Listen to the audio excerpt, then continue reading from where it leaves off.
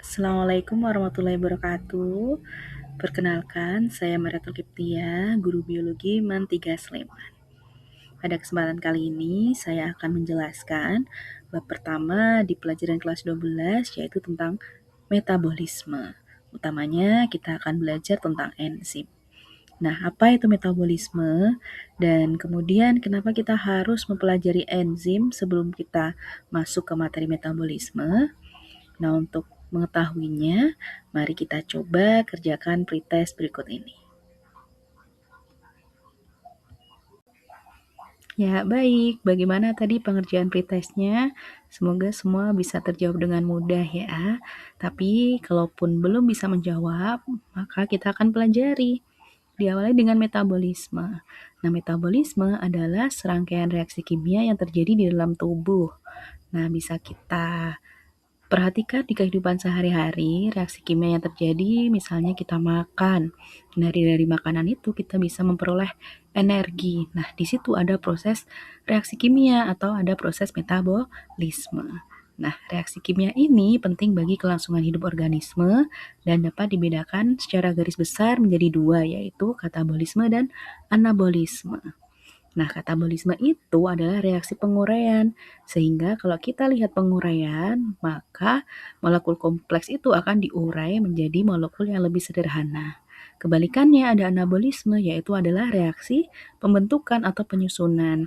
Sehingga penyusunan itu biasanya dari molekul sederhana menjadi molekul yang lebih kompleks. Nah, baik, kita lanjutkan. Tadi kita sudah belajar mengenai metabolisme adalah rangkaian reaksi kimia di dalam tubuh. Nah, dalam prosesnya, proses metabolisme ini membutuhkan suatu enzim.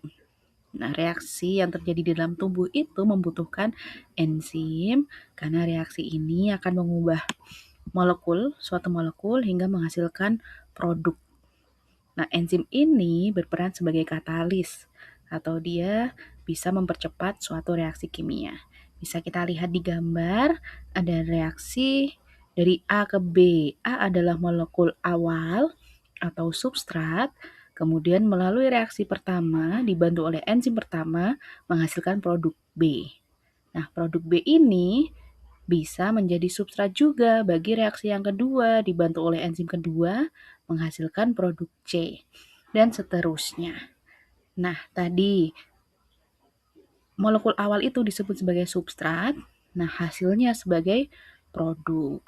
Nah, enzim ini bisa mempercepat reaksi tanpa ikut bereaksi. Kita lanjutkan berkaitan dengan enzim. Enzim ini punya karakteristik atau ciri-ciri atau bisa dikatakan sebagai sifat-sifat enzim. Yang pertama, seperti penjelasan yang sebelumnya, enzim adalah biokatalisator atau dia mempercepat reaksi tanpa ikut bereaksi. Nah, kemudian enzim ini tersusun atas protein, kemudian bekerjanya secara reversibel atau bisa bekerja secara bolak-balik. Nah, enzim ini bekerja dengan menurunkan energi aktivasi, kemudian diperlukan dalam jumlah sedikit. Kemudian enzim ini punya sifat termolabil atau dia akan rusak pada suhu tinggi atau enzim bisa mengalami denaturasi. Kemudian enzim juga spesifik terhadap substrat. Kenapa spesifik? Misalnya enzim A akan bekerja pada substrat A. Misalnya kita pernah dengar enzim lipase.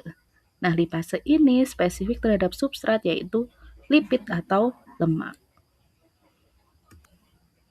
Nah, pada gambar di sebelah kanan terdapat struktur enzim, di mana enzim ini tadi terdiri atas bagian yang disebut protein atau dinamakan apoenzim, dan ada bagian pula yang namanya koenzim.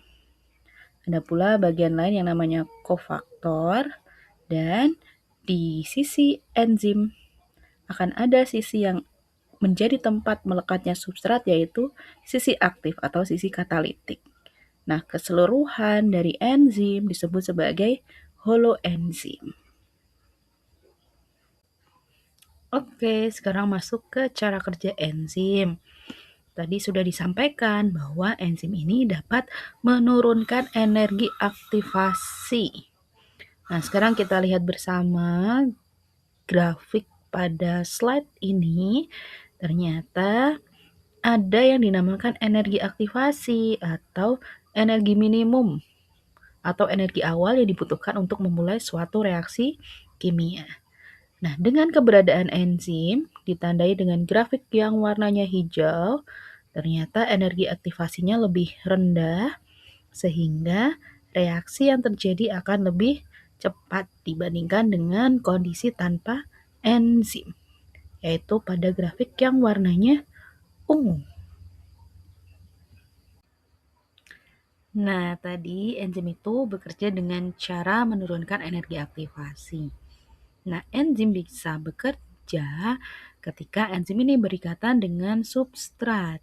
Nah, mekanisme kerja enzim berikatan dengan substrat itu ada dua, yaitu ada teori lock and key atau Fischer mechanism, dan ada teori induced fate atau Koshland mechanism. Nah, kedua teori ini berbeda, di mana Fischer mechanism atau teori lock and key atau gembok dan kunci ini mengatakan bahwa sisi aktif enzim itu bersifat kaku dan tetap atau fixed in shape, sehingga substrat harus memiliki bentuk yang langsung pas dengan sisi aktif untuk berikatan. Jadi tadi kuncinya adalah sisi aktifnya kaku dan tetap. Sedangkan kalau teori induced fit atau Koshland mechanism, nah sisi aktif ini bersifat fleksibel dan akan beradaptasi dengan substrat. Sehingga sisi aktif ini akan mengubah bentuknya agar mencengkeram substrat dengan pas saat bertemu. Nah, bedanya itu. Ada dua hipotesis, ada teori lock and key atau gembok dan kunci, dan ada teori induced fit atau kecocokan yang terinduksi.